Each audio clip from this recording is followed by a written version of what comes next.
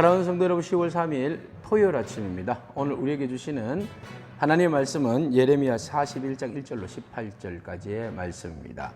12절과 13절 같이 읽도록 하겠습니다. 모든 사람을 데리고 느다냐의 아들 이스마엘과 싸우러 가다가 기브온 큰 물가에서 그를 만나매 이스마엘과 함께 있던 모든 백성이 가랴의 아들 요하난과 그와 함께 있던 모든 군 지휘관을 보고 기뻐한지라. 아멘. 추석 명절 잘 보내고 계십니까? 오늘도 하나님 은혜와 평강이 여러분 가운데 함께하기를 축복합니다. 바벨론 왕 느부갓네살이 유다의 왕 시드기야를 포로로 끌고 갔습니다. 그리고 난 다음에 그곳에 미스바라는 곳에 총독을 한 사람을 세워놨죠. 그 사람은 누구입니까? 바로 그다랴입니다. 그다랴가 총독으로 세워졌다는 말을 듣고 왕족인 그 이스마엘이 그다랴를 찾아왔습니다. 자객 10명을 데리고 말입니다. 그리고 난 다음에 내가 너희와 함께 식사를 하러 왔다. 그렇게 해서 식사 제공을 받고 밥을 먹었습니다. 밥을 먹다가 순식간에 그다랴를 죽이고 맙니다. 죽이고 난 다음에 그곳에 있던 다른 갈대아 사람들도 죽이게 되고 고관들도 그곳에 있는 많은 사람들을 함께 죽이게 됩니다. 그리고 난 다음에 이 사실에 대해서 다른 사람들은 알 일이 없었습니다. 자, 이런 가운데 이제 한 이틀이 지나게 되었죠. 이틀 후에 그곳에 한 80명의 그 순례객들이 하나님 앞에 그 예배하기 위해서 올라온 사람들이 있었습니다. 이 사람들이 울면서 올라오는 것을 보고는 이 자객들이 이스마엘과 함께 더불어서 이 사람들을 환영하는 척하면서 그 사람들을 모두 죽여버립니다. 근데 그 중에서 10명이 우리에게 살려주기만 한다면 우리가 올라오기 전에 저곳에 약간의 그 어떤 음식들과 물건들을 밭에 감추은 것이 있는데 밀과 보리와 기름과 꿀을 당신에게 주겠다고 그렇게 약속을 합니다. 자, 그렇게 해서 이제 살려둠을 당하게 되었고 결국은 이제 이스라엘의 유다의 그 포로로 잡혀가고 난 다음에 남아있는 그다랴와 더불어서 남아있는 사람들 모두 죽은 사람들의 시신을 이제 구덩이에 다 얹어버리게 됩니다.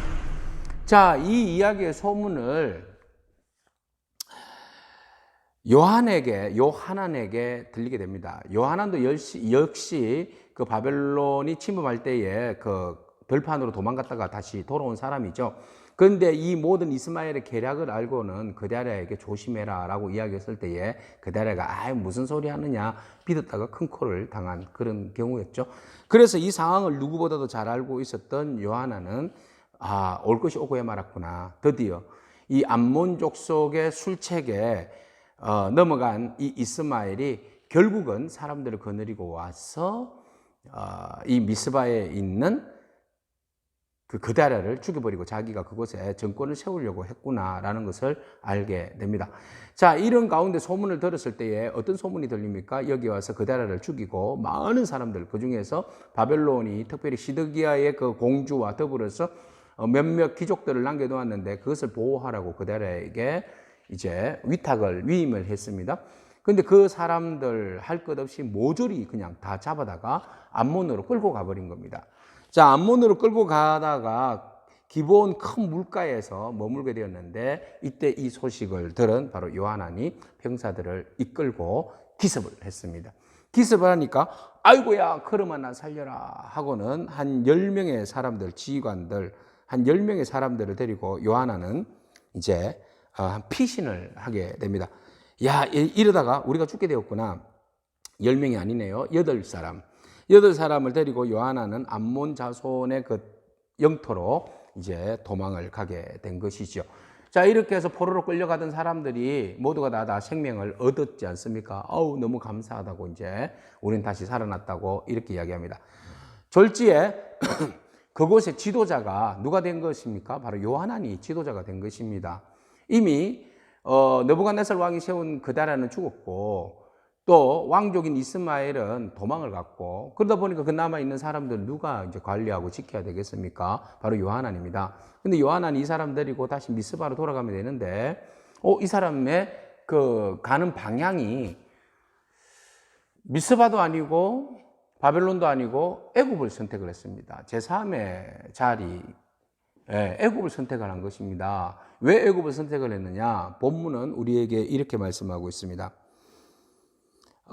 아이감의 아들 그다랴를 이스마엘이 죽였으므로 그들이 갈대아 사람을 두려워함이었더라. 이 소문이 들렸기 때문에 갈대아 사람 느부갓네살이 내버려 두지 않으려 할 것이다.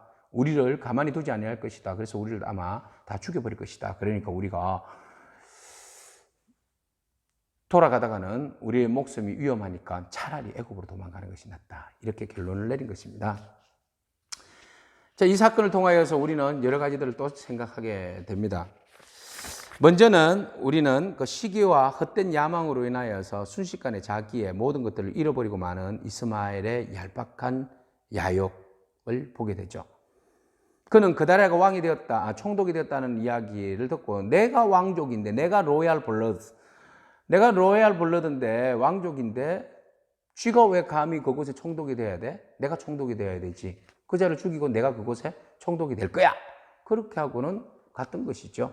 그래서 무차별하게 사람을 죽이고 자기가 총독의 자리에 오르려고 했던 것입니다.